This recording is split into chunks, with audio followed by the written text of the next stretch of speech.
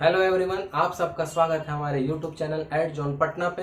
हम पढ़ रहे हैं चैप्टर मेटलर्जी और आज हमारा 4th लेक्चर है और आज का हमारा टॉपिक है reduction of metal oxide into metal. Reduction of metal oxide into metal. तो आगे बढ़ने के पहले मैं आपको एक ब्रीफ रिव्यू दे दूं कि अब तक हमने क्या क्या किया है। तो हम पढ़ रहे थे एक्सट्रैक्शन ऑफ मेटल, जिसका स्टेप 1 क्या था, क्रशिंग एंड ग्राइंडिंग, जिसमें हम क्या करते थे, ओर को पाउडर फॉर्म में कन्वर्ट कर लेते थे। स्टेप 2 क्या था, स्टेप 2 में हम कॉन्सेंट्रेशन ऑफ ओर करते थे। बहुत सारे मेथड थे, सब हमने देखा हुआ है। स्टेप 3 में जो ये ओर आ गया कॉन्सेंट्रेटेड, इससे इसका जो मेटल मिलता था उसको मेटल के ऑक्साइड में कन्वर्ट कर लेते थे। और जब मेटल को मेटल के ऑक्साइड में कन्वर्ट कर रहे हैं तो ऑब्वियसली ऑक्सीडेशन का प्रोसेस है। नेक्स्ट स्टेप जो आज पढ़ रहे हैं, स्टेप 4। अब जो मेटल ऑक्साइड मिल चुका है हमें लास्ट लेक्चर में, उसको मेटल में कन्वर्ट करना है और मेटल ऑक्साइड से मेटल में कन्वर्ट करने के प्रोसेस को हम क्या कहते हैं, रिडक्शन। तो ये हमारा आज का टॉपिक है। आप देख लीजिए, metal oxide into metal, metal oxide को मेटल, और इस प्रोसेस को क्या कहते हैं, रिडक्शन। क्लियर है? So we are at the 4th step. आज हमें पूरा रिडक्शन और रिडक्शन की सारी टेक्निक्स देखनी है। और रिडक्शन क्यों कर रहे हैं, क्योंकि हमने लास्ट लेक्चर में मेटल को उसका ऑक्साइड फॉर्म में कन्वर्ट कर लिया है और मेटल ऑक्साइड को रिड्यूस करना कंपैरेटिवली इजी होता है।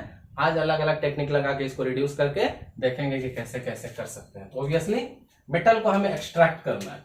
तो एक्सट्रैक्टिंग ऑफ मेटल के लिए हमें क्या करना होगा, उसके ऑक्साइड को, मेटल को एक्सट्रैक्ट करने के लिए मेटल के ऑक्साइड को हमें हीट करना पड़ेगा और रिड्यूसिंग एजेंट भी डालना होगा।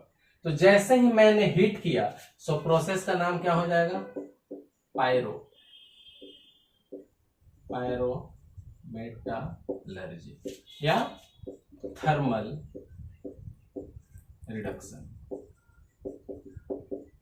अब जरा समझिए, मेटल ऑक्साइड को जब तक रिड्यूस नहीं करेंगे तब तक मेटल नहीं मिलेगा। तो for the extraction of metal we are suppose to reduce the metal oxide. उसके लिए मुझे उसको हीट करके और रिड्यूसिंग एजेंट डालना पड़ेगा। जैसे ही हीट वर्ड आया वैसे ही मेटलर्जी क्या बन गया, पायरो। पायरो मतलब हीट केमिस्ट्री में, या ये तो क्लियर सी बात है। अगर हीट के प्रेजेंस में है तो थर्मल, और प्रोसेस हमारा रिडक्शन। क्लियर है? तो फाइनली अगर देखा जाए तो अल्टीमेटली हम क्या कर रहे हैं, मेटल के ऑक्साइड को ले रहे हैं और इससे मेटल बना रहे हैं। मेटल के ऑक्साइड से मेटल, और इसमें क्या क्या डाल रहे हैं हम लोग, तो एक रिड्यूसिंग एजेंट डाल रहे हैं। क्लियर? नाउ यहाँ के आगे एक इंपॉर्टेंट पॉइंट लिखना है, नोट बना के लिख सकते हैं कि ये जो रिड्यूसिंग एजेंट हम डालेंगे, ये रिड्यूसिंग एजेंट सुटेबल होना चाहिए। अब सुटेबल कौन मुझे बताएगा, तो सुटेबल मुझे बताएगा इलिंगम डायग्राम। इलिंगम डायग्राम मोस्टली हम लोग लास्ट लेक्चर में पढ़ेंगे, वो सब आई थिंक 10th लेक्चर रहेगा, बट सबसे लास्ट लेक्चर हमारा इलिंगम डायग्राम का आएगा। तो इलिंगम डायग्राम का क्या काम है, वो बताएगा कि विच रिड्यूसिंग एजेंट इज सुटेबल। अब सुटेबल उसको कैसे पता चलेगा, तो ऐसा reducing agent which work at low temperature. अब कोई भी अगर सुटेबल रिएजेंट ऐसा डालें जो हाई टेम्परेचर के रिएक्शन को लाके लो टेम्परेचर पे काम करा दे, तो हमारे लिए इकोनॉमिकल हो जाएगा, हमारे लिए सस्ता हो जाएगा। तो बहुत ध्यान से समझ लीजिए, reduction of metal oxide to metal, that is this step. Step 4 we are going to discuss today. Metal oxide को मेटल में कन्वर्ट करना है, तो इस प्रोसेस को हम रिडक्शन कहेंगे। तो पढ़ रहे हैं रिडक्शन। रिडक्शन करेंगे तो हमें मेटल मिलेगा, बट किसका, मेटल ऑक्साइड का। तो फाइनली हमें मेटल ही मिलेगा, एक्सट्रैक्शन ऑफ मेटल कर रहा है। तो मेटल ऑक्साइड को हम हीट करेंगे और रिड्यूसिंग एजेंट डालेंगे तो हमारा मेटल मिलेगा। बट हीटिंग जैसे वर्ड आया, metallurgy is called as pyrometallurgy, क्योंकि under the presence of heat हो रहा है। और उसी को दूसरे वर्ड में क्या कर सकते हैं, थर्मल रिडक्शन। जो रिडक्शन है वो हीट करने के कारण हो रहा है, तो थर्मल रिडक्शन। सिंपल सा एक फ्लोचार्ट देखा हमने कि मेटल ऑक्साइड पे रिड्यूसिंग एजेंट डाल देंगे तो मेटल बन जाएगा। एक नोट लिया कि जो रिड्यूसिंग एजेंट यूज करेंगे वो कैसा होना चाहिए, जो रिड्यूसिंग एजेंट हम लोग यूज करेंगे वो सुटेबल रिड्यूसिंग एजेंट होना चाहिए। और इसकी सुटेबिलिटी को कौन डिफाइन करेगा, तो इलिंगम डायग्राम। और इलिंगम डायग्राम हम लोग लास्ट लेक्चर में पढ़ेंगे, मोस्ट प्रोबेबली लेक्चर 10 में पढ़ेंगे, वहां पे उसका डिटेल्स होगा लास्ट लेक्चर। अब इलिंगम डायग्राम या सुटेबल रिड्यूसिंग एजेंट कौन होगा? एक ऐसा रिड्यूसिंग एजेंट जो उस रिएक्शन को जो हाई टेम्परेचर पे हो रहा था उसको लो टेम्परेचर पे करा ले, लो पे ही काम हो जाए, ताकि हमारा काम इकोनॉमिकल हो जाए। फॉर एग्जांपल कोई रिएक्शन 3000 केल्विन पे हो रहा है, तो 3000 केल्विन को अगर किसी सुटेबल रिएजेंट से डाल देने से वो रिएक्शन 1500 केल्विन या 1000 केल्विन पे हो जाए, तो उतना मेरा पैसा बचेगा, क्योंकि ज्यादा हीट करने में मुझे ज्यादा एनर्जी देनी पड़ेगी, ज्यादा इलेक्ट्रिसिटी, ज्यादा कोयला। तो अगर वो काम जो हाई टेम्परेचर पे हो रहा था ये कम पे करा दे तो मेरे लिए इकोनॉमिकल हो जाएगा। तो what is the how to decide which reducing agent is suitable? So ऐसा जो लो टेम्परेचर पे काम करा दे और इकोनॉमिकल हो जाए। और ये कौन डिसाइड करेगा? इलिंगम डायग्राम, जो mostly we will read in the last lecture, that is Ellingham diagram. अब इसके बाद हम क्या करेंगे, कुछ आपको एग्जाम्पल देता हूं। इन जनरल क्या होता है, किसी मेटल के ऑक्साइड इन जनरल, जैसा मैंने Ag का लिया, तो Ag के ऑक्साइड को अगर मैं हीट कर दूं तो क्या मिलेगा मुझे? Ag के ऑक्साइड को अगर मैं हीट करूं तो मुझे क्या मिलेगा? ऑब्वियस सी बात है, डिकम्पोज होगा, और जब चीजें डिकम्पोज होगी तो इसका मेटल अलग और गैस लिबरेट हो जाएगा।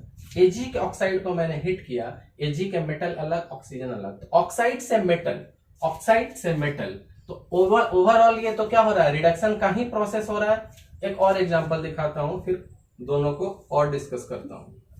इस बार Ag की जगह Hg को लिया, फिर हीट किया,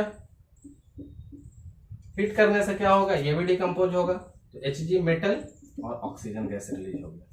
बट यहां सबसे इंपॉर्टेंट पॉइंट क्या है, अगर आप थोड़ा सा ध्यान देंगे तो Ag और Hg इतना हार्ड मेटल नहीं है। थोड़ा कॉमन सेंस यूज करके भी इसको याद रखा जा सकता है, बहुत ज्यादा केमिस्ट्री वाला नॉलेज का जरूरत नहीं। Hg ऐसा मेटल, Hg पैरा, जो मर्क्यूरी, जो थर्मामीटर में पाया जाता है, ऊपर से नीचे भागता है, तो काइंड ऑफ इतना हार्ड नहीं है, सेमी काइंड ऑफ स्टेट में है, ऊपर नीचे तक रन फ्लो कर रहा है, तो ऐसा सॉलिड तो कमजोर ही है। Ag जिसका ऑर्नामेंट्स बनाते हैं, प्योर फॉर्म में तो बहुत सॉफ्ट रहता है और बहुत ज्यादा ये लोगों की मेलेबिलिटी, डक्टेबिलिटी जो हमने पढ़ा है, मतलब इतने हार्ड मेटल नहीं है, सॉफ्ट ही है।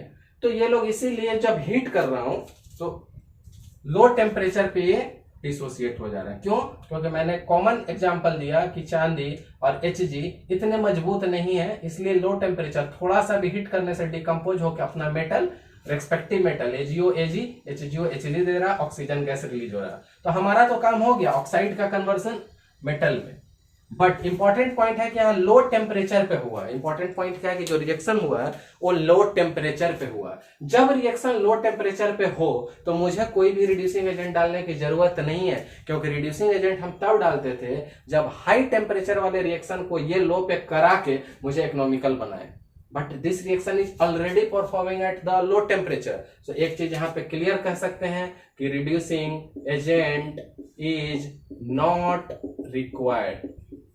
ध्यान से समझिएगा क्यों रिड्यूसिंग एजेंट नहीं चाहिए, क्योंकि रिड्यूसिंग एजेंट तब यूज करेंगे जब हाई टेम्परेचर पर रिएक्शन परफॉर्म हो रहा हो और रिड्यूसिंग एजेंट सुटेबल डालने से वो लो पे परफॉर्म कराए और हमारा पैसा बचाए। But this reactions are already getting perform at the low temperature, so we don't require the reducing agent. But ऐसा हर बार नहीं होगा, तो यहाँ पे लगा देते हैं आप बट। अब एक एग्जाम्पल और लेता हूं जिंक का। जिंक के ऑक्साइड, क्योंकि हर बार अभी जो हम डिस्कस करेंगे ऑक्साइड और बनाना है मेटल। जिंक के ऑक्साइड को भी हीट करने से क्या मिलेगा? जिंक के ऑक्साइड को भी हीट करने से जिंक का मेटल ही मिलेगा। थोड़ा रेड पेन बना दे रहा हूं, इसका मीनिंग पता चलेगा। जिंक का मेटल मिला और ऑक्सीजन गैस रिलीज हो गया। बट यहाँ पे जिंक आपको पता है इन मेटल से काफी टफ है, तो ऑब्वियस ही बात है कि इसकी जो हीटिंग होगी वो हाई हीटिंग होगी या नॉर्मल हीटिंग से काम नहीं करेगा। तो जब हाई हीटिंग होगी तो ऑब्वियस ही बात है मेरे लिए इकोनॉमिकल नहीं रह गया। हाई हीटिंग तो मुझे बहुत कोयला, बहुत सा इलेक्ट्रिसिटी देना पड़ेगा। तो जब हाई हीटिंग में मुझे इकोनॉमिकल नहीं रह गया, तो इसको इकोनॉमिकल बनाने के लिए मुझे क्या यूज करना होगा? सुटेबल आरए, जो हाई टेम्परेचर वाले रिएक्शन को कहाँ लाके परफॉर्म करा देगा? लो टेम्परेचर पे, और वो रिएक्शन हमारे लिए इकोनॉमिकल होगा। तो इस केस में मुझे आरए रिक्वायर पड़ेगा। नोट, बहुत इंपॉर्टेंट, यहाँ आरए इज रिक्वायर्ड।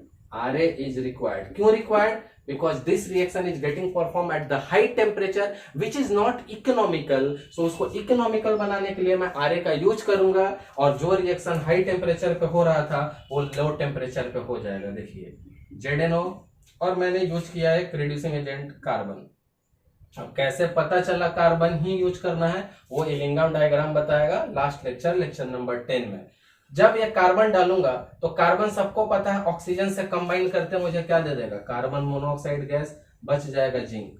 तो देखिए मेटल मिल गया, but rather than high heating low temperature पे। क्यों? क्योंकि मैंने यूज कर लिया सुटेबल रिड्यूसिंग एजेंट का, और हाई टेम्परेचर जो मेरे लिए इकोनॉमिकल नहीं था उस रास्ते को छोड़ के मैंने Ra का यूज किया और इकोनॉमिकल वे में जिंक पा लिया, जिंक ऑक्साइड से जिंक पा लिया, तो हमारा काम फिर सस्ता हो गया। Clear?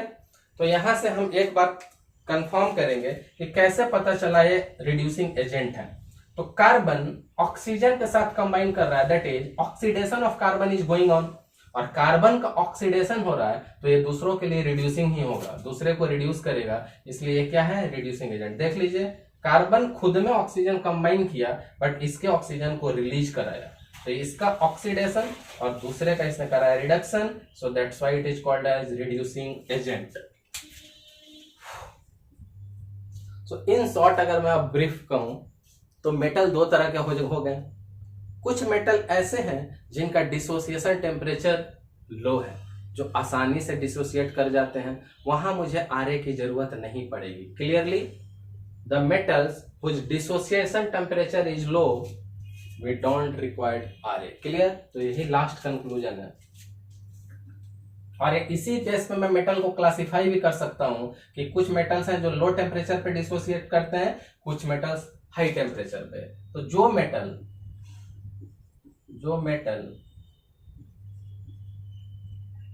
which dissociates at low temperature, जब खुद लो टेम्परेचर पे डिसोसिएट कर रहे हैं, चाहे metals having the dissociation temperature low, वहां पे Ra का रिक्वायरमेंट खत्म हो जाएगा, reducing agent not required. But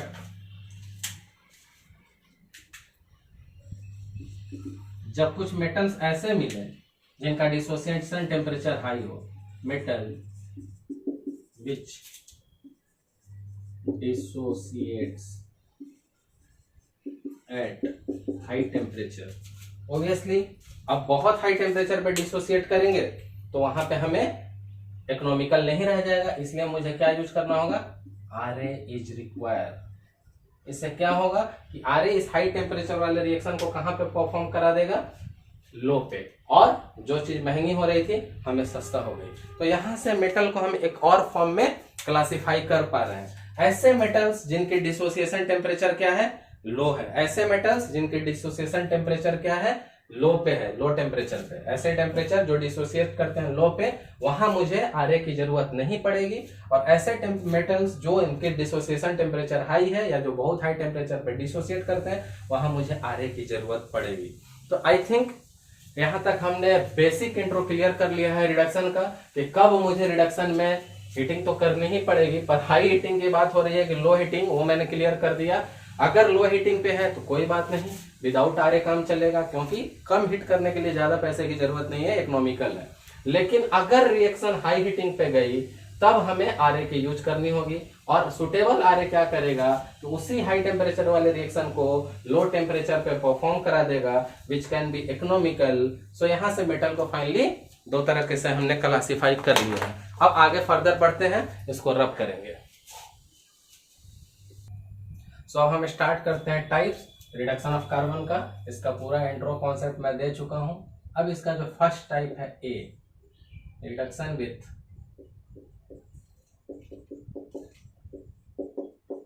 carbon. Carbon के साथ मुझे रिडक्शन करके देखना है कि कैसे होता है। मेनली हमारे सिलेबस पॉइंट ऑफ व्यू से जिंक के लिए यूज होता है। और बताता कौन है, तो मैंने पहले ही बताया, इलिंगम बताएगा किसके लिए कौन रिड्यूसिंग एजेंट है, इलिंगम बताया कि इसके लिए रिड्यूसिंग एजेंट कौन है, कार्बन है। तो जरा देख लें, जिंक, तो जिंक का ऑक्साइड ले लेते हैं। जिंक के लिए हमारे सिलेबस में तो कलर चेंज कर लेते हैं, जिंक ऑक्साइड। प्रीवियस एग्जांपल में भी मैंने यही दिया था, अगर आपको याद होगा तो जिंक ऑक्साइड में हमने कार्बन लिया, कार्बन ऑक्सीजन के साथ कंबाइन करके खुद का ऑक्सीडेशन करा लेगा कार्बन मोनोऑक्साइड और दूसरे को रिड्यूस करा देगा और हमें जिंक मेटल मिल जाएंगे with the help of reducing agent carbon. Clear है? अब मैंने यहाँ क्या कहा कि ऐसा बहुत सारे मेटल ऑक्साइड के साथ कार्बन यूज होगा, पर यहाँ हमारे सिलेबस में जिंक के लिए होगा और ये जिंक के लिए सुटेबल आर्य है किसने बताया? इलिंगम ने, जो हम लास्ट लेक्चर में देखेंगे। अब जिंक ऑक्साइड के बाद हम लेंगे पीबीओ। पीबीओ में भी कार्बन डालूंगा तो पीबी प्लस सीओ। किसी भी मेटल के लिए लेते जाऊंगा यही काम होगा, चाहे मैं एमजी के लिए ले लूं। चेक करें, आप खुद से लिखिए वीडियो पॉज करके क्या होगा। अब आयरन के लिए लेके देखिए Fe2O3 आयरन का ऑक्साइड। क्यों? क्योंकि मुझे ऑक्साइड तो लेना ही पड़ेगा। ऑक्साइड Fe2O3 जो लूंगा उसको कार्बन डालेंगे रिड्यूसिंग एजेंट, तो क्या आएगा? यहाँ भी Fe प्लस CO, बट थोड़ा इसको बैलेंस करना पड़ेगा। 3 2 3 बैलेंसिंग चेक कर लीजिए। 3 ऑक्सीजन 3 कार्बन 3 कार्बन बैलेंस्ड है। अगर आप चाहें तो SN के लिए ले लीजिए, SnO2, इस पे भी कार्बन डाल के देखिए तो मेटल और कार्बन मोनोऑक्साइड। बैलेंसिंग देखिए O2 2 कार्बन बैलेंस्ड है। SN अकेला 2C 2O, that means to से O2। तो मैंने यहाँ कलर ब्लू क्यों कर दिया जिंक के लिए? क्योंकि मैं बार बार बोल रहा हूँ कि करेगा बहुत लोगों के लिए, लेकिन विद इन हमारे सिलेबस में जिंक को कर रहा है। और ये कौन बता रहा है? इलिंगम डायग्राम। सो जिंक के ऑक्साइड पे कार्बन डालेंगे और कार्बन यहाँ कैसा काम किया? रिड्यूसिंग एजेंट की तरह सेल्फ ऑक्सीडाइज हुआ और दूसरे को रिड्यूस किया।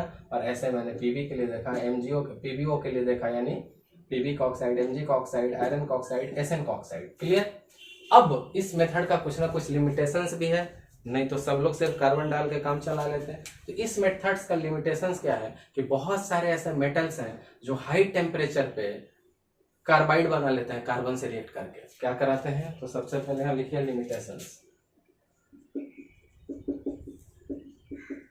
इस मेथड का सबसे पहला लिमिटेशन क्या है कि हाई टेम्परेचर पे कुछ मेटल्स हैं, मैं एग्जांपल दे देता हूं आपको। कैल्शियम, एल्यूमिनियम, ये लोग क्या करते हैं? हाई टेम्परेचर पे कार्बाइड का फॉर्मेशन कर लेते हैं। और कार्बाइड का फॉर्मेशन करने से क्या होगा? आप किसी भी चीज का फॉर्मेशन करिए, हमें वो अब नहीं चाहिए। मुझे अब सिर्फ और सिर्फ मेटल चाहिए, क्योंकि मैंने मेटल को क्रश करके कॉन्सेंट्रेट करके ऑक्साइड बना कर रिड्यूस कर रहा हूँ। अब मुझे मेटल पूरा चाहिए, क्योंकि नेक्स्ट स्टेप मेरा सिर्फ प्यूरिफिकेशन है। अब मेटल किसी और चीज से कंबाइन करेगा तो हमारे लिए परेशानी बढ़ेगी। तो कुछ मेटल्स के साथ तो ये अच्छा काम करता है, बट बहुत कुछ ऐसे भी मेटल हैं जो हाई टेम्परेचर पे क्या करते हैं? इसके साथ कार्बाइड बना लेते हैं। कैसे बना लेते हैं? देखिए, कैल्शियम ऑक्साइड को जब हम हाई टेम्परेचर पे डालेंगे तो क्या होगा? कैल्शियम ऑक्साइड क्यों? क्योंकि फिर कैल्शियम जो मेटल है, पहले मुझे उसका ऑक्साइड और तब मेटल। तो कैल्शियम ऑक्साइड जो है वो जब ब्रेक डाउन होगा तो मुझे क्या देगा? Calcium plus carbon monoxide. Carbon monoxide क्यों? क्योंकि ये सारा रिएक्शन किसके प्रेजेंस में हो रहा है? सबका कार्बन। तो कैल्शियम ऑक्साइड जब कार्बन के साथ जाएगा तो पहले कैल्शियम फिर कार्बन मोनोऑक्साइड। ये जो बचा हुआ कार्बन रहेगा इस कैल्शियम के साथ फिर से रिएक्ट कर जाएगा। तो कैल्शियम प्लस कार्बन अब क्या दे देगा हम लोग को? CaO2, CaC2। यही कार्बाइड है कैल्शियम का, और यही मुझे नहीं चाहिए। क्लियर? तो एक बार ध्यान से फिर से समझ लीजिए। पहला मेथड रिडक्शन का किया, रिडक्शन विद कार्बन। हमारे सिलेबस पॉइंट ऑफ व्यू से जिंक के लिए है। क्यों सुटेबल है? ये इलिंगम बताया। जिंक के ऑक्साइड को कार्बन डाला, zinc and carbon monoxide. PB का ऑक्साइड में पीबी ऑक्साइड। तो मेटल का oxide metal carbon monoxide, metal का oxide metal carbon monoxide, metal का oxide metal carbon monoxide. But ये मेथड इतना भी ज्यादा पॉपुलर नहीं है, क्योंकि हाई टेम्परेचर पे बहुत सारे ऐसे मेटल हैं जो कार्बाइड का फॉर्मेशन कर लेते हैं, विच इज नॉट डिजायरेबल, बिकॉज अभी हमें सिर्फ मेटल चाहिए, अभी किसी और के साथ कंबाइन नहीं करना है। तो कैल्शियम ऑक्साइड और डाला क्या? कार्बन। हीट करते ही कैल्शियम, फिर वही मेटल और कार्बन मोनोऑक्साइड। तो कार्बन मोनोऑक्साइड किधर निकल जाएगा? गैस है। ये कैल्शियम ऑक्साइड फिर कार्बन, क्योंकि कार्बन तो रिड्यूसिंग एजेंट डाला हुआ है, उसके साथ रिएक्ट करके मुझे CaCO2 दे देगा which is carbide, which is not desirable. So अब नेक्स्ट मेथड पे चलेंगे, इसको रब करेंगे। So after the reduction with carbon हम नेक्स्ट टाइप पे मूव करेंगे, reduction with carbon monoxide. Carbon का केस हमारे जिंक के लिए था, ये केस हमारे लिए आयरन के लिए। फिर से वही बात, कौन बताएगा? इलिंगम। तो कैसे क्लियर होगा? जब हम लास्ट वीडियो पढ़ेंगे तब ये सब मजा आएगा। तो अब हमारा रिड्यूसिंग एजेंट कार्बन की जगह कार्बन मोनोऑक्साइड है, और रिड्यूसिंग एजेंट का काम क्या है? ऑक्साइड को मेटल लाना। तो मैं कुछ मेटल लूंगा और उसका ऑक्साइड को लूंगा। ऑक्साइड क्यों? क्योंकि सबसे पहले फिर कलर बदल दो, लाइक प्रीवियस केस जो हमारे सिलेबस के लिए रह रहा है उसमें मैं ब्लू कर दे रहा हूं। तो सबसे पहले आयरन का ही ऑक्साइड देख लेते हैं और डालेंगे क्या इसमें? Carbon monoxide. अब जरा ध्यान से देखिए, सबको पता है कि कार्बन मोनोऑक्साइड एक अनस्टेबल गैस है, मौका मिलते वो कार्बन डाइऑक्साइड में कन्वर्ट हो जाएगा और मुझे क्या दे देगा? आयरन। तो देखिए वही हो गया, आयरन का ऑक्साइड आयरन, मेटल का ऑक्साइड मेटल। तो यहाँ पे ये क्या हुआ? रिडक्शन किसके हेल्प से हुआ? Carbon monoxide. क्योंकि कार्बन मोनोऑक्साइड ने एक ऑक्सीजन गेन करके खुद का ऑक्सीडेशन कराया और दूसरे का reduction. So carbon monoxide is working as a reducing agent है। क्लियर? अब FeO के जगह पे कॉपर का ऑक्साइड ले लेते हैं, कॉन्सेप्ट वही रहेगा। कार्बन मोनोऑक्साइड क्या बन जाएगा? कार्बन डाइऑक्साइड और कॉपर मेटल। Pb का ले लीजिए, कॉन्सेप्ट फिर वही, कार्बन मोनोऑक्साइड ऑक्सीजन से कंबाइन करके खुद को कार्बन डाइऑक्साइड, खुद का ऑक्सीडेशन, दूसरों का रिडक्शन, तो दूसरे का मेटल। तीनों कैसे? ध्यान से देखिए, मेटल का ऑक्साइड मेटल, मेटल का ऑक्साइड मेटल, मेटल का ऑक्साइड मेटल, सबका रिडक्शन किसने कराया? CO। So CO is working as a reducing agent है। तो आखिर इस केस का लिमिटेशन क्या है? यहां पे सबको पता है कि carbon monoxide is unstable gas, तो यही प्रॉब्लम है। कार्बन मोनोऑक्साइड तो मौका मिलता है कार्बन डाइऑक्साइड में बदल जा रहा है, तो कार्बन मोनोऑक्साइड को रखना ही मुश्किल है। इसलिए यहाँ पे सबसे मेन इंपॉर्टेंट क्या है कि इस मेथड में कार्बन मोनोऑक्साइड कैसा गैस है?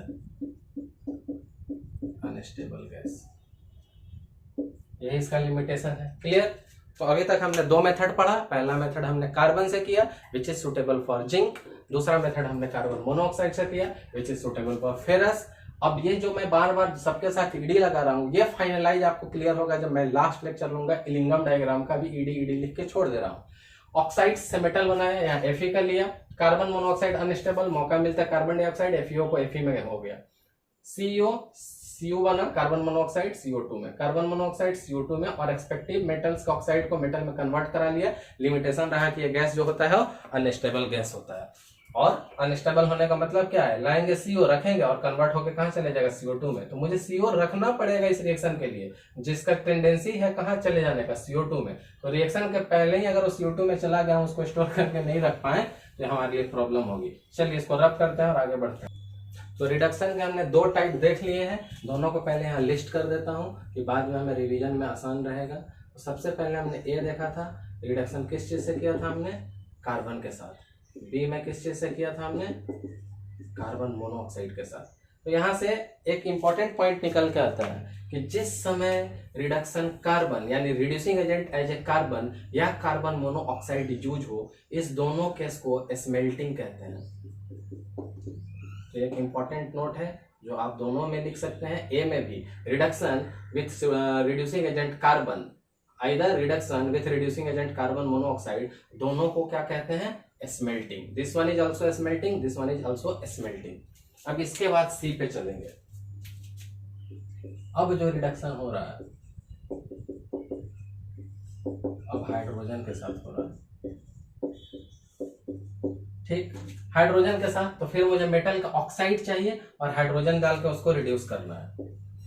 तो मेटल का ऑक्साइड और डाला मैंने हाइड्रोजन। अब यहाँ जरा ट्रिक सीखिए, नहीं तो याद करने से बहुत परेशानी होगी। जब कार्बन था तो कार्बन मोनोऑक्साइड बन रहा था, कार्बन मोनोऑक्साइड था तो कार्बन डाइऑक्साइड बन रहा था। सब में ऑक्सीजन का एंट्री हो रहा था क्योंकि वो खुद रिड्यूसिंग एजेंट है, तो सेल्फ का ऑक्सीडेशन होगा। तो हाइड्रोजन का ऑक्सीडेशन होगा तो हाइड्रोजन ऑक्सीजन लेके क्या कंपाउंड बना सकता है, बहुत सिंपल है। और देखिए कितना आसानी से आ जाएगा। जब कार्बन ने लिया तो कार्बन मोनोऑक्साइड, कार्बन मोनोऑक्साइड ने लिया तो कार्बन डाइऑक्साइड, तो H2 ऑक्सीजन लेके क्या बना पाएगा, वाटर ही बना पाएगा, और कोई ऑप्शन नहीं है। अब जब इसका ऑक्सीडेशन हो गया तो दूसरे को रिड्यूस करेगा तो इससे वही ऑक्सीजन निकलेगा और क्या आ जाएगा, CO। बट अब बैलेंसिंग फैक्टर H2O, देखिए हो गया, कितना आसानी से हो गया। 2 कॉपर था, बाकी H2O यहाँ हो गया। प्लस थोड़ा सा डार्क कर दो। तो आपको ध्यान क्या रखना है कि कॉपर का जो ऑक्साइड है हाइड्रोजन से रिएक्ट करेगा, बट हाइड्रोजन यहाँ पे रिडक्शन कराने के लिए आया है तो it will act as a reducing agent. तो ये सेल्फ ऑक्सीडाइज होकर वाटर देगा और दूसरे को रिड्यूस करके उसका मेटल देगा। बैलेंसिंग फैक्टर के लिए मैंने 2 से मल्टीप्लाई कर दिया है। अब देखते हैं टंगस्टन का ऑक्साइड, फिर वाटर, फिर मैंने आपको क्या समझाया, जैसे C देखेंगे CO, जैसे CO देखेंगे CO2, और जैसे H2 देखेंगे तो इसका ऑक्सीडेशन क्या होगा, वाटर। तो मुझे क्या मिलना चाहिए, W। अब जरा ध्यान से देखिए, ऑक्सीजन 3 बार है और यहाँ ऑक्सीजन सिर्फ 1 बार आया है, तो ऑब्वियस सी बात है कितना से मल्टीप्लाई करना होगा। ध्यान से देखिएगा, ऑक्सीजन 1 बार है, यहाँ पे ऑक्सीजन 3 बार था तो 3 से मल्टीप्लाई किया। अब हाइड्रोजन यहाँ 2 बार था, यहाँ हाइड्रोजन 6 टाइम हो गया तो यहाँ भी 3 से मल्टीप्लाई, बस। टंगस्टन के बाद देखते हैं मोलिब्डेनम का। मोलिब्डेनम के ऑक्साइड में भी क्या डालेंगे, हाइड्रोजन डालेंगे। फिर वही कॉन्सेप्ट, हाइड्रोजन ऑक्सीडाइज होके क्या निकलेगा, वाटर। यहाँ से डॉट लगा सकते हैं, वाटर। अब मेरा मेटल क्या बच गया, मोलिब्डेनम। बैलेंसिंग देख लेंगे, ऑक्सीजन 3 बार है, ऑक्सीजन 3 बार, हाइड्रोजन 6 टाइम, हाइड्रोजन 3 × 2 6 टाइम। तो बहुत सिंपल है। अब यहाँ पे लिमिटेशन क्या है, सब में मैं बार बार आपको याद दिला रहा हूं लिमिटेशन। यहाँ पे लिमिटेशन क्या है, आपको पता होना चाहिए कि हाइड्रोजन कैसा गैस है, इन्फ्लेमेबल गैस है, आग लगेगी तो इसको कैरी करने में बहुत सारी सावधानियां बरतनी पड़ेगी। तो यही इसका डिमेरिट है कि हाइड्रोजन कैसा गैस है,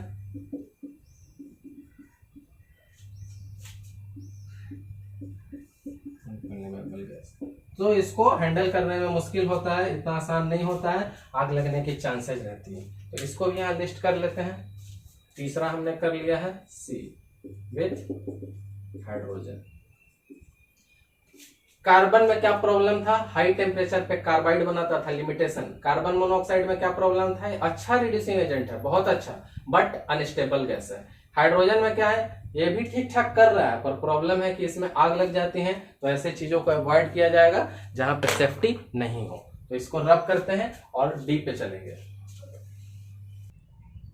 चलिए, तो अब हम 4th पढ़ेंगे, रिडक्शन विथ एल्यूमिनियम।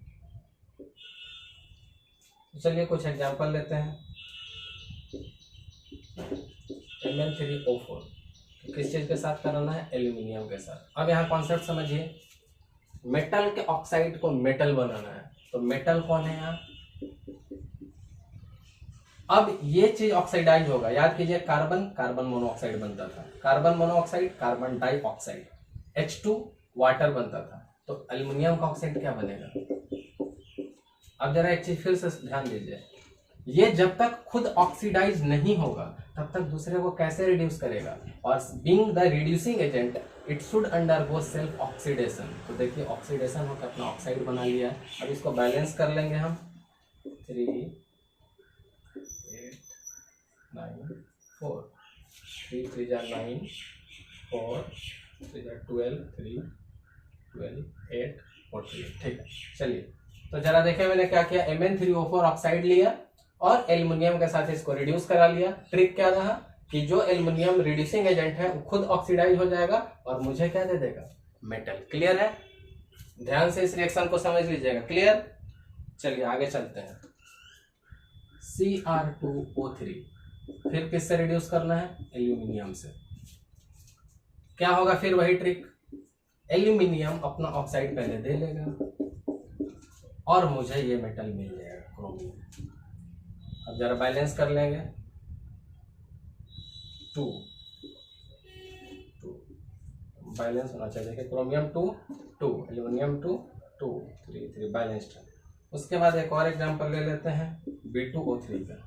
किस चीज से रिएक्ट करना है? एल्यूमिनियम से। अब आप खुद से यहाँ पे वीडियो को पॉज करके बना सकते हैं। देखिए B2O3 एल्यूमिनियम, एल्यूमिनियम क्या कराने आ रहा है? रिडक्शन। तो एल्यूमिनियम क्या है यहाँ? Reducing agent. तो खुद ऑक्सीडाइज होगा तभी दूसरे को रिड्यूस करेगा। खुद ऑक्सीडाइज होगा तो एल्यूमिनियम का ऑक्साइड क्या बनेगा? Al2O3। और कौन है यहाँ? B2। तो B2 को B लिखेंगे और बैलेंस कर लेंगे 2, एल्यूमिनियम का 2, 3, 2 बैलेंस्ड है। तो बहुत आसान है। अब यहां से हर बार मैं आपको लिमिटेशन से बता रहा हूं, इसके भी बता दूंगा।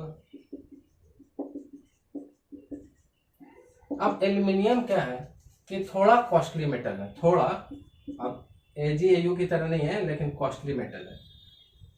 अब जब कॉस्टली मेटल है तो इसका यूज करके जो मेटल बनाएंगे वो इससे ज्यादा कॉस्टली होना चाहिए। अगर फॉर एग्जांपल एल्युमिनियम का यूज करके मुझे कोई मेटल बनाना है, अगर एल्युमिनियम का रेट 1000 रुपीज पर केजी है तो जो मेटल बने वो लेस देन 1000 वाला पर केजी होगा, तो बन भी जाए तो मुझे घाटा हो जाएगा, इकोनॉमिकल नहीं रह जाएगा।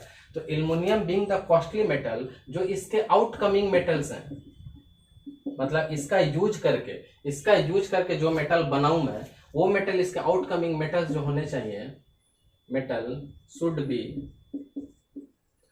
Should be more costly than aluminium, more costly than aluminium. मतलब ऐसा नहीं कि एल्युमिनियम से जो मेटल बनाऊं एल्युमिनियम से सस्ता हो तो मेरा खर्च ज्यादा और मिलने वाला मेटल सस्ता, तो लॉस हो जाएगा। ऐसा बिजनेस नहीं करना है। तो इसका यही एक लिमिटेशन है कि एल्युमिनियम का रेट ठीक ठाक है, इतना सस्ता नहीं है, तो बनने वाले मेटल पे टैप रखना है, ध्यान रखना है। तो चौथा हमारा क्या हो गया? With aluminium. यहाँ पे क्या था?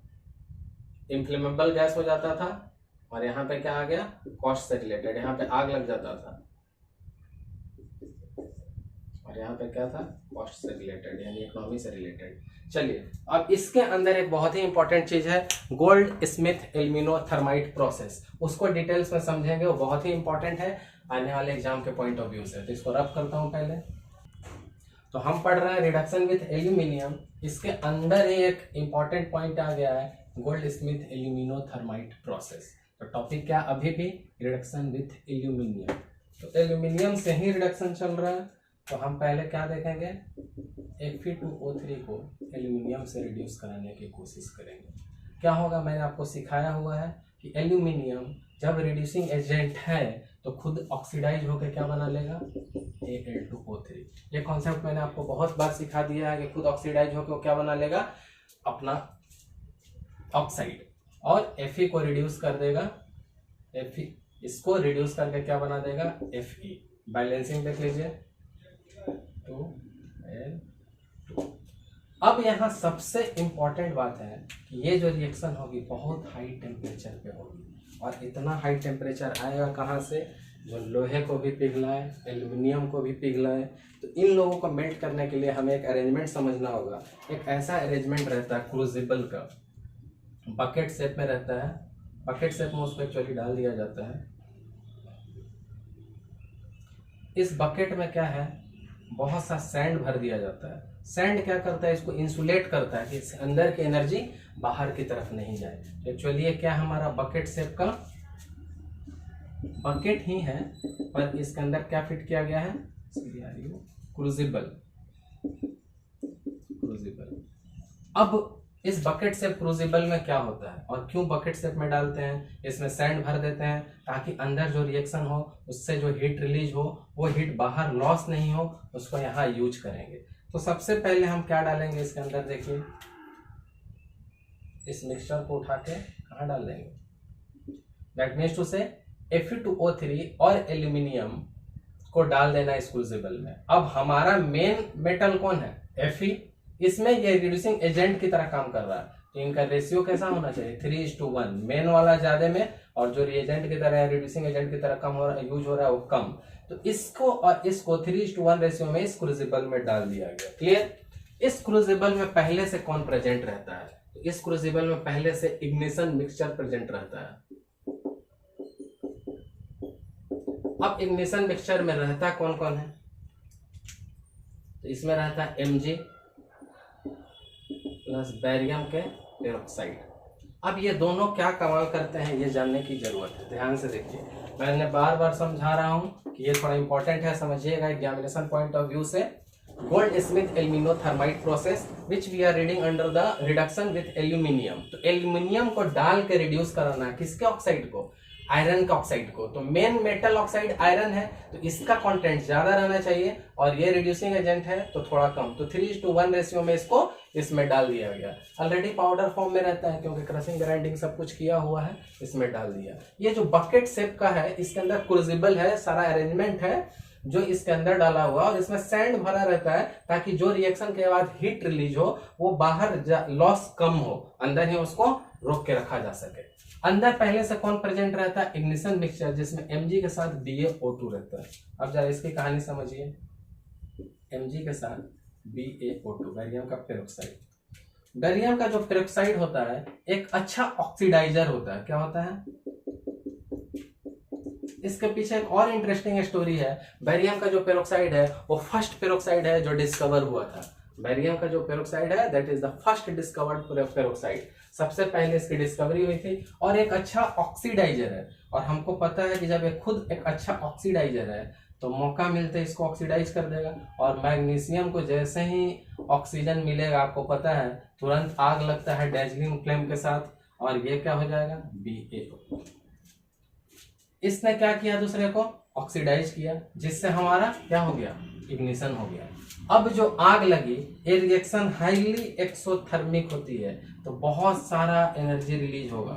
ये रिएक्शन हाईली एक्सोथर्मिक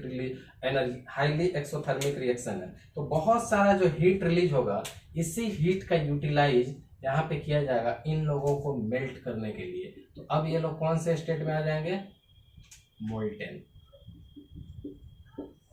अब मोल्टेन स्टेट में क्या होगा कि यहाँ पे ध्यान से देखिए, नीचे हमारा आयरन आ जाएगा लिक्विड फॉर्म में, यानी मोल्टेन फॉर्म में, मेल्टेड है, मोल्टेन है, और ऊपर कौन रहेगा?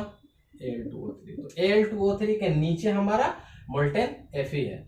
अब यहाँ पे एक टैप टाइप का अरेंजमेंट रहता है, यहाँ से ओपन कर सकते हैं नल की तरह, और इसका यूज होता है रेलवे ट्रैक्स को ज्वाइन करने में। तो जहां रेलवे ट्रैक्स को ज्वाइन करना रहता है इसलिए बकेट शेप में रखा हुआ है कि वहां ले जाइए, इस टैप को खोल दीजिए, इसमें मेल्टेड Fe है जो वहां से निकलेगा और निकल के कहाँ आ जाएगा? जहां रेलवे ट्रैक ज्वाइन करना उसमें फिल हो जाएगा और थोड़ी देर बाद जम के ये वेल्डिंग हो जाएगी। तो एक्चुअली इसको क्या कहते हैं?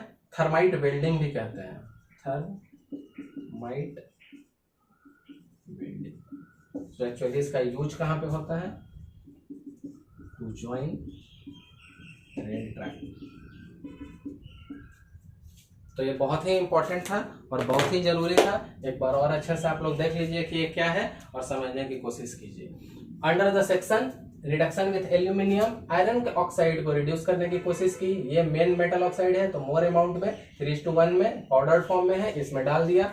इस बकेट शेप को क्रूसिबल कहते हैं। एक्चुअली क्रूसिबल को इस बकेट शेप में फिक्स किया रहता है और इसमें बहुत सारे सैंड भर दिए जाते हैं ताकि ये जो हीट रिलीज हो रही है हाईली एक्सोथर्मिक रिएक्शन, वो हीट बाहर जाके वेस्ट नहीं हो, क्योंकि मुझे उसका यूटिलाइज करना है। अब इसमें पहले से रहता है ignition mixture which is Mg and barium का पेरोक्साइड। बैरियम पेरोक्साइड का स्टोरी मैंने बताया कि द फर्स्ट पेरोक्साइड है जिसकी डिस्कवरी हुई थी और एक अच्छा ऑक्सीडाइजर है। तो Mg को क्या कर देगा? MgO में, और MgO का मतलब उसमें आग लगा, और आग लगने के बाद बहुत सारे this reaction is highly exothermic, और जो बहुत सारा एनर्जी निकल रहा है इसका यूटिलाइजेशन इन लोगों को मेल्ट करने में, इनको मोल्टेन बनाने में। जब मेल्ट होंगे तो Fe नीचे, Al2O ऊपर, यहाँ पे एक टैप अरेंजमेंट रहता है मतलब आउटपुट के लिए, और जहां रेलवे ट्रैक को ज्वाइन करना इसीलिए बकेट शेप में उठा के लेके जाएंगे। यहाँ टैप ओपन कर देंगे, जिस गैप में जरूरत है वहां पे उतना टैप खोल देंगे और फिल हो जाएगा, थोड़ी देर बाद में जम जाएगा, रेलवे ट्रैक की ज्वाइनिंग हो जाएगी, और this process is called thermite welding.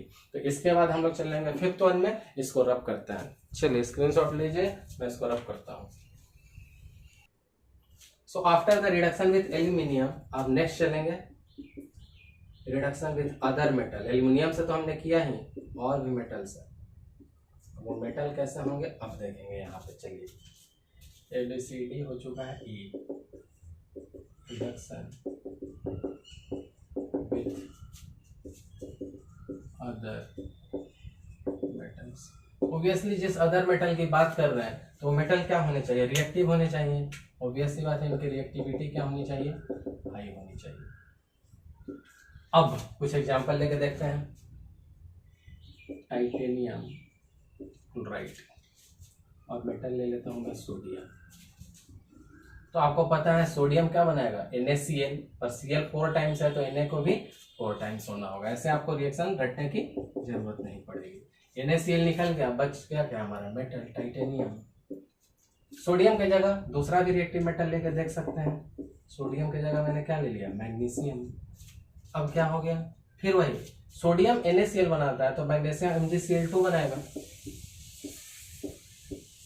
अब MgCl2 पर Cl है कितने बार हमारे पास, 4 बार, तो मल्टीप्लाई यहाँ कितने से होगा, 2 से, और वहां 2 से हुआ तो यहाँ भी 2 से, और अल्टीमेटली हमारा क्या बच जाएगा, टाइटेनियम। ध्यान से समझिए, टाइटेनियम के क्लोराइड को एक बार हाई रिएक्टिव सोडियम से रिएक्ट कराया, वो भी मेटल है, मैग्नीशियम भी रिएक्टिव मेटल है। सोडियम अपना NaCl निकल गया, मैग्नीशियम अपना MgCl2 निकल गया, हमें दोनों बार मेटल बच गए। अब इस मेथड को बोलते हैं crawls method, KROLLS, crawls method. ये थोड़ा इंपॉर्टेंट है क्योंकि आगे भी इसका काम आने वाला है, याद रखिएगा क्रॉल्स मेथड। टाइटेनियम का थोड़ा कॉस्टली मेटल है क्योंकि इसका यूज एरोप्लेन की बॉडी बनाने में आता है। क्लियर। टाइटेनियम के बाद थोड़ा दूसरा कुछ लेके देखते हैं, सिलिकॉन क्लोराइड। Mg ले लें या Na ले लें, हमारी मर्जी। Na लेंगे, अगर Na लेंगे तो NaCl4 होगा, Mg लेंगे तो MgCl2 होगा। ठीक है, SiCl4 तो NaCl और NaCl, और मुझे क्या मिल जाएगा, सिलिकॉन।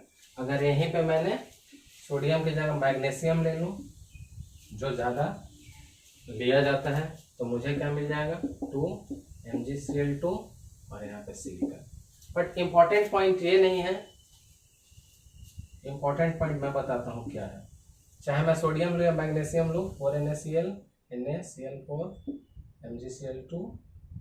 चलिए, इंपॉर्टेंट पॉइंट क्या है कि यहाँ मैंने बोला कि जो टाइटेनियम है वो हमारा कॉस्टली मेटल है, सिलिकॉन भी कॉस्टली मेटल है, बिकॉज सिलिकॉन क्या होता है, सेमीकंडक्टर होता है। एक्चुअली सिलिकॉन क्या होता है, सेमीकंडक्टर बनाने में यूज होता है।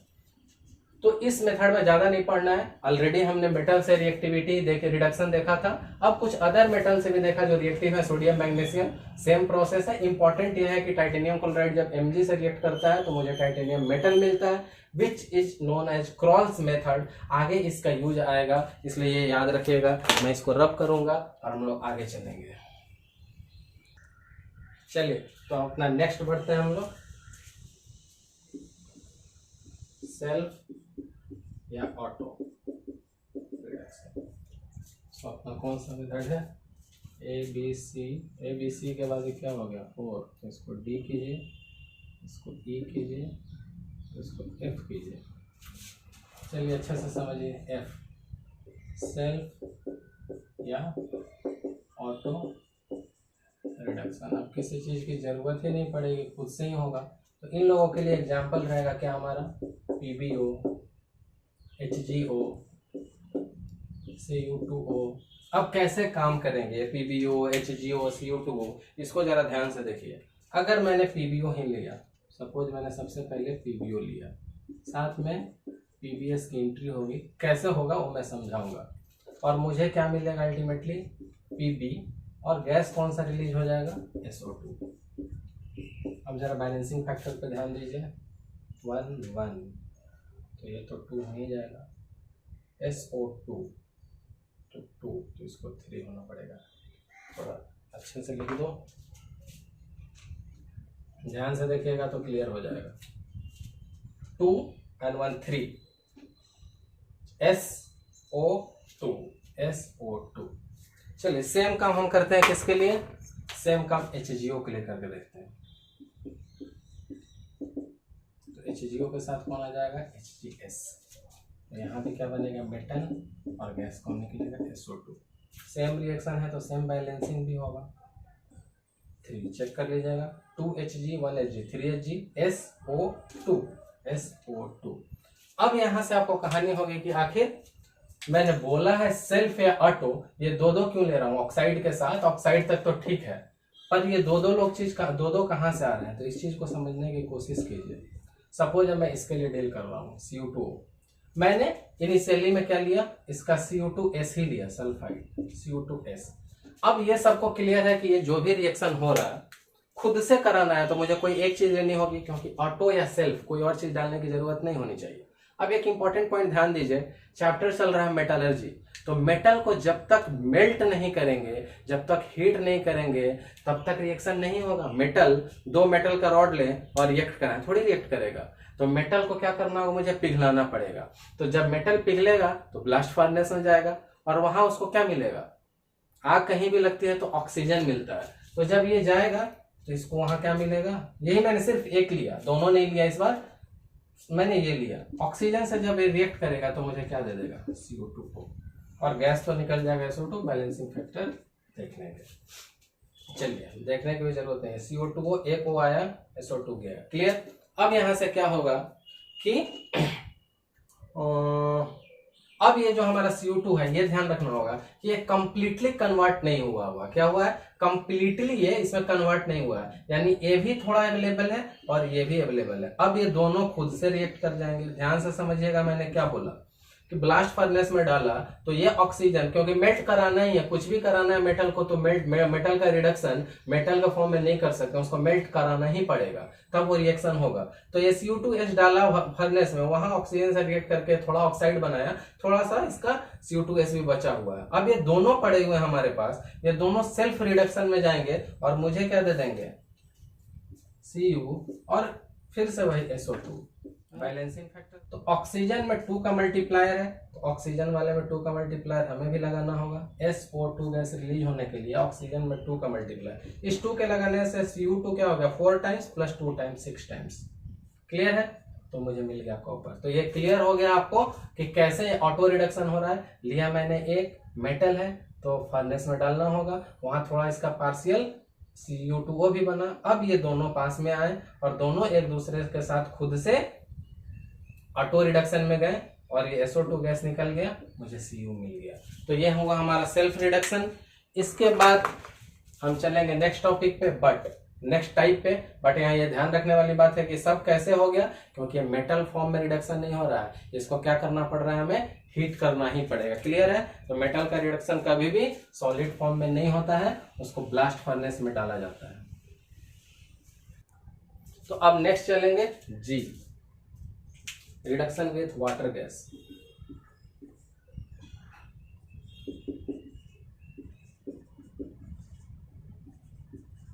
अब वाटर गैस क्या होता है हमें पता है, वाटर गैस होता है CO प्लस H2। चलिए इस टॉपिक को भी डील करें, reduction with water gas CO plus H2। चलिए एक एग्जांपल लेते हैं निकेल ऑक्साइड का। CO डालेंगे, ये मैं आज आपको अच्छे से सिखा चुका हूं कि जैसे CO को मौका मिलेगा, CO क्या कन्वर्ट हो जाएगा, CO2, और जब ये ऑक्सीजन ले गया तो मुझे मेटल मिल जाएगा। मेरा यही तो काम है, रिडक्शन करना, मेटल के ऑक्साइड को मेटल में कन्वर्ट कर देना। दूसरा फिर से निकेल ऑक्साइड लेके भी देख लीजिए, H2, ये भी मैंने आज अच्छे से सिखाया है। H2 को मौका मिलते ही क्या बनेगा, H2 को मौका मिलते ही क्या बनेगा, H2O, और मुझे क्या मिल जाएगा, निकेल। तो फाइनली मैंने मेटल के ऑक्साइड को क्या कर लिया है, फाइनली मैंने मेटल के ऑक्साइड को मेटल में कन्वर्ट कर लिया है। इसमें ज्यादा कुछ नहीं करना है। नेक्स्ट पे प्रोसीड करेंगे हम लोग, that is electrolytic reduction. So next हम देख रहे हैं इलेक्ट्रोलाइटिक रिडक्शन, इसकी लिस्टिंग यहाँ कर देता हूँ।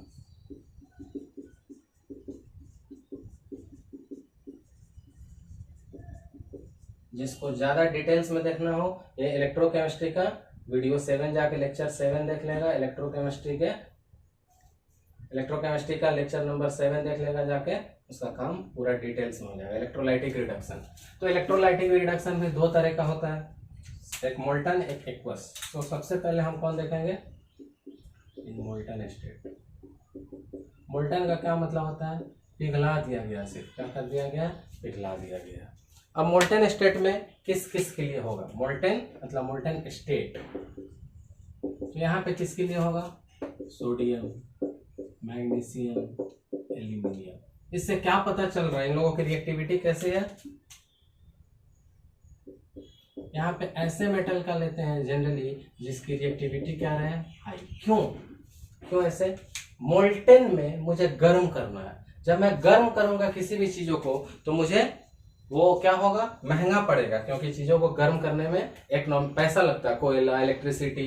तो हाई रिएक्टिव मेटल तो जल्दी गर्म हो जाएंगे, लेकिन ऐसे लोग जो अदर मेटल हैं जो जल्दी गर्म नहीं हो, उसमें मुझे इसमें खर्च ज्यादा लगेगा। तब हम मोल्टेन स्टेट में ना करके उसको एक्वस स्टेट में करेंगे। तो मोल्टेन स्टेट में होने का क्या कंडीशन है कि ऐसे मेटल जिनकी रिएक्टिविटी हाई हो, ताकि जल्दी मेल्ट कर जाए, इनको पिघलाने में मुझे ज्यादा एनर्जी की जरूरत ना पड़े। एक एग्जांपल ले लेते हैं, NaCl। NaCl किस केस में? मोल्टेन। तो मोल्टेन सिर्फ खुद पिघला हुआ है, कुछ पानी वानी नहीं है, सिर्फ एक Na के कैटायन NCl माइनस के एनायन है। तो इलेक्ट्रोलाइटिक का कॉन्सेप्ट आपको सिखाया गया है कि कैथोड पे कौन आता है? Cation, CH3HOD। कैथोड पे कौन आएगा? कैटायन। और एनोड पे कौन आएगा? एनायन। तो कैथोड पे कैटायन, कैटायन कौन है? Na+। कैथोड पे क्या होता है हमारा हमेशा? रिडक्शन। एनोड पे हमारा क्या होता है? ऑक्सीडेशन। ऑक्सीडेशन मतलब लॉस ऑफ इलेक्ट्रॉन, रिडक्शन मतलब गेन ऑफ इलेक्ट्रॉन। तो Na+ में गेन ऑफ इलेक्ट्रॉन कराएंगे तो क्या होगा? एक इलेक्ट्रॉन लेके ये सोडियम मेटल बन जाएगा। तो ये जो सोडियम मेटल बन गया, हम मेटलर्जी कर रहे हैं, मुझे मेटल मिल गया। एनोड पे मुझे मेटल अब मिलने वाला नहीं है। F और एनोड एनायन, Cl- आएगा, Cl- एक इलेक्ट्रॉन ले लेगा, सॉरी एक दे देगा, लॉस, और क्या बन जाएगा? Cl2 डायटोमिक है। तो मुझे इससे मतलब नहीं है क्योंकि ये गैस है, मुझे क्या चाहिए? मेटलर्जी में मेटल। तो मुझे मेटल कहाँ मिला? कैथोड पे। मुझे यहाँ पे क्या मिल गया? मेटल मिल गया। तो मोल्टेन स्टेट में कंडीशन क्या याद रखना है आपको कि मोल्टेन स्टेट उन मेटल्स के लिए जिनकी रिएक्टिविटी हाई है, ताकि हम कम पैसे लगा के इसको मेल्ट कर सकें, ज्यादा हीट नहीं करना पड़े, नहीं तो महंगा पड़ेगा। और सोडियम, मैग्नीशियम, एल्यूमिनियम इसके एग्जाम्पल हैं। जो मेटल ज्यादा हीट लेकर मेल्ट होंगे वो इस मेथड में प्रेफरेबल नहीं माने जाएंगे इकोनॉमिक रीजन से। तो उनको कोशिश करेंगे हम लोग मोल्टेन की जगह एक्वस सॉल्यूशन में डालने का। क्यों? क्योंकि एक्वस में कॉस्ट नहीं लगेगा, पानी में लगा के घुला देना है। तो विथ रेस्पेक्ट टू उनको पिघलाना, उनको पानी में घुलाना इज मोर चीपर। तो यहाँ से क्लियर है। मोर कॉन्सेप्ट के लिए आपको लेक्चर नंबर 7 देखना होगा जाकर प्लेलिस्ट में, इलेक्ट्रोकेमिस्ट्री चैप्टर नंबर 3 का। नाउ फिर भी रफ बता देता हूँ, मोल्टेन है तो कुछ और नहीं है, ब्रेकडाउन होगा Na+Cl- में। Cathode, see for cathode, cation आएंगे, कैथोड पे रिडक्शन होता है, गेन ऑफ इलेक्ट्रॉन होगा, Na+ मिल जाएगा। क्लियर है? गेन ऑफ इलेक्ट्रॉन होगा, Na मिल जाएगा। Cl- anion, F for anode, anion आएगा, यहाँ पे लॉस ऑफ इलेक्ट्रॉन होगा और एक क्लोरीन बन जाएगा। तो हमें गैस से मतलब नहीं है क्योंकि अभी हम लोग क्लोरीन प्रोड्यूस नहीं करना चाह रहे हैं, हम मेटल पे कॉन्सेंट्रेट कर रहे हैं। तो मैं इसको रब करूंगा। अब मोल्टेन स्टेट के अंदर जैसे इलेक्ट्रोलाइटिक रिडक्शन है, इसके अंदर एक टाइप हो गया मोल्टेन, नेक्स्ट टाइप हो गया एक्वस। तो नेक्स्ट पे चलेंगे, इसको रब करेंगे। चलिए, तो अंडर द इलेक्ट्रोलाइटिक एक हमने देख लिया था मोल्टेन स्टेट, अब देख रहे हैं एक्वस सॉल्यूशन में। एक्वस में एग्जांपल ले लेते हैं, CuSO4 एक्वस। अब एक्वस का मतलब क्या है? पानी भी साथ में है। तो Cu कैसे टूटेगा? Cu+2 and SO4-2। पर इसके साथ यहाँ पे क्या अवेलेबल होगा? पानी। और इसके साथ यहाँ क्या अवेलेबल होगा? पानी। अब कैथोड की बात करते हैं क्योंकि हमें मतलब मेटल से है। कैथोड पे कौन आता है? कैटायंस। तो कैटायंस में अब कंपटीशन है कि वाटर वाले कैटायन आएंगे कि ये आएंगे। तो यहाँ पे यही कंडीशन है। पिछले वाले में कंडीशन मैंने क्लियर किया था कि मोर रिएक्टिव मेटल के लिए। यहाँ पे ऐसे ही मेटल को ले सकते हैं जिनकी SRP, कौन सा मेटल लेंगे? मेटल जिसकी SRP is greater than the SRP of water हो। रीजन समझिएगा। इस केस ये किसके लिए एप्लीकेबल है? सिर्फ ऐसे मेटल के लिए एप्लीकेबल है जिसका SRP should be the greater than the SRP of water. ऐसा क्यों? ये कंडीशन समझने की कोशिश कीजिए। क्योंकि अब क्या है, अकेला कैटायन नहीं है, वाटर के भी कैटायन है और Cu+ भी है, और दोनों कैटायन कैथोड पे आएंगे तो दोनों में कंपटीशन होगा कि वाटर का कैटायन आगे जाए कि ये जाए। और कैथोड पे क्या होता है? रिडक्शन। तो वही जाएगा जिसकी SRP हाई हो। रिडक्शन मतलब स्टैंडर्ड रिडक्शन पोटेंशियल। तो जिसकी SRP हाई हो वो आगे जाएगा। अब दो कंपटीटर हैं, जिसकी SRP लो हो पीछे रह जाएगा, जिसकी SRP वो आगे रह जाएगा। सपोज हमने जो मेटल लिया उसकी SRP वाटर से कम है, तो ज्यादा एसआरपी किसका हो जाएगा, वाटर, तो वाटर आगे चले जाएगा और मेटल पीछे रह जाएगा। पर अल्टीमेटली तो मुझे मेटल चाहिए मेटलर्जी में, इसलिए ऐसा कोई मेटल नहीं ले सकते हैं जिसकी एसआरपी वाटर से कम हो, क्योंकि तब वाटर चले जाएगा यहाँ पे और मेटल पीछे छूट जाएगा, क्योंकि दोनों में कंपटीशन चल रहा है। तो कैथोड पे क्या होगा, कॉपर लिया है, कॉपर का एसआरपी वाटर से ज्यादा है। कैथोड पे कटायन आएंगे और कैथोड पे रिडक्शन होता है, रिडक्शन मतलब गेन ऑफ इलेक्ट्रॉन होगा, और गेन ऑफ इलेक्ट्रॉन होगा तो हमें यहाँ से कॉपर मेटल मिल जाएगा। एनोड पे एनायंस जाएंगे, पर वहां से अभी हमें मतलब नहीं है, क्योंकि वहां मेटल नहीं मिलने वाले हैं, मेटल का काम कैथोड पे हो गया। तो कंडीशन से यही याद रखनी है कि हमें जो मेटल लेना है उस मेटल की रिएक्ट एसआरपी वाटर से ज्यादा हो, ताकि कैथोड पे जब वाटर के साथ उसका कंपटीशन हो तो मेटल के आयन आगे जाए। तो मेटल ऐसे रहने चाहिए जिनकी एसआरपी वाटर से हाई हो।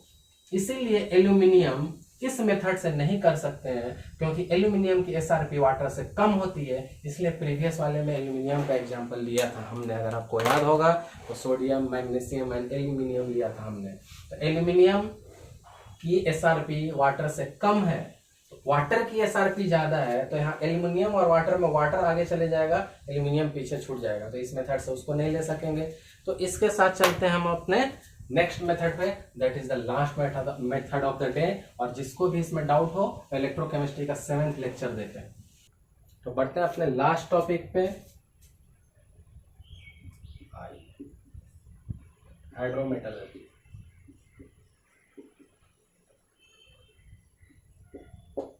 वीडियो थोड़ा बड़ा हो गया, इसको जल्दी से फिनिश करेंगे। रिडक्शन बाय पीपीटी या हाइड्रोमेटलर्जी, ये चीज अगर आपको ध्यान होगा तो हमने लीचिंग के केस में जब बेयर्स प्रोसेस एल्यूमिना का देख लिया, बेयर्स प्रोसेस जो देख लिया था हमने बॉक्साइट का, उसके लास्ट में वाला मैंने एजी कराया हुआ था। तो देखिए एजी के लिए तो एजी का ओर लिया हुआ हमने और एक सुटेबल रिएजेंट डाला हुआ है। क्या डाला हमने, एक सुटेबल रिएजेंट। सुटेबल रिएजेंट डालने से क्या हुआ है कि इसको इसने क्या किया, एक सॉल्युबल कॉम्प्लेक्स बना दिया है। क्या बना दिया है, एक सॉल्युबल कॉम्प्लेक्स। सॉल्युबल कॉम्प्लेक्स है तो पानी में घुल जाएगा, और जो अनडिजॉल्व इंप्यूरिटी होगी वो अलग हो जाएंगे, ये डिजॉल्व जो नहीं करेंगे। जो सॉल्युबल कॉम्प्लेक्स है वो आगे आएगा, बट अभी भी हमारा काम हुआ नहीं है। ध्यान दीजिएगा क्या हो रहा है, ये और लिया हुआ हमने Ag2S लिया हुआ है हमने, और इसको क्या करना है, एक सुटेबल रिएजेंट में डिजोल्व करना है, ताकि इसके मेटल को वो क्या करे, डिजोल्व करा ले। डिजोल्व करा के एक सॉल्युबल कॉम्प्लेक्स बना दिया। सॉल्युबल कॉम्प्लेक्स बना दिया तो जो लोग अनसॉल्युबल यानी अनडिजोल्व लोग हैं वो आराम से अलग हो जाएंगे, और ये सॉल्युबल कॉम्प्लेक्स से अभी भी मुझे Ag अलग करना है, क्योंकि मेटलर्जी में मुझे मेटल चाहिए Ag। तो अब क्या करेंगे, एक मोर रिएक्टिव मेटल डालेंगे और वो क्या करेगा, इसको डिस्प्लेस करके खुद अंदर चला जाएगा और Ag को बाहर रिलीज कर देगा। तो Ag प्रेसिपिटेट हो जाएगा और Ag को बाहर रिलीज कर देगा। क्लियर। अब ऑब्वियसली बात है कि एक मोर रिएक्टिव मेटल जाके इसको रिप्लेस कर रहा है, तो इस मेथड को हम कह सकते हैं displacement of one metal by another metal. तो मेन इंपॉर्टेंट पॉइंट यहाँ पे क्या हो गया, एक सॉल्युबल कॉम्प्लेक्स बन रहा है और सॉल्युबल कॉम्प्लेक्स को मोर रिएक्टिव मेटल डिस्प्लेस करा के अलग कर दे रहा है, और मेरा जो मेटल डिजायरेबल है वो प्रेसिपिटेट हो जा रहा है। और थोड़ा ध्यान से देखेंगे तो जिंक यहाँ पे आरे की तरह भी काम कर रहा है। थोड़ा ध्यान से देखिए, जिंक 0 से पॉजिटिव में जा रहा है तो खुद ऑक्सीडाइज हो रहा है, और कुछ पॉजिटिव स्टेट में Ag था इसको 0 पे भेज रहा है तो इसको रिड्यूस कर रहा है। तो दूसरे को रिड्यूस, सेल्फ ऑक्सीडाइज और दूसरे को रिड्यूस, तो जिंक क्या है, रिड्यूसिंग एजेंट की तरह भी काम कर रहा है। तो ये चीज हमने लीचिंग में भी लास्ट में किया हुआ है, अब जाके लेक्चर में देखेंगे तो आपको क्लियर हो जाएगा कि एक सुटेबल सॉल्वेंट डाला हुआ है जो इस मेटल को सॉल्युबल कॉम्प्लेक्स बना ले और इसको नहीं घुलाए, ये अलग हो जाएगा। जो सॉल्युबल कॉम्प्लेक्स है उसमें से मेटल को रिलीज करने के लिए हाई रिएक्टिव मेटल से डिस्प्लेसमेंट करा लेंगे, हमारा मेटल प्रेसिपिटेट हो जाएगा, और इसीलिए इसको displacement of one metal by another metal भी कहते हैं।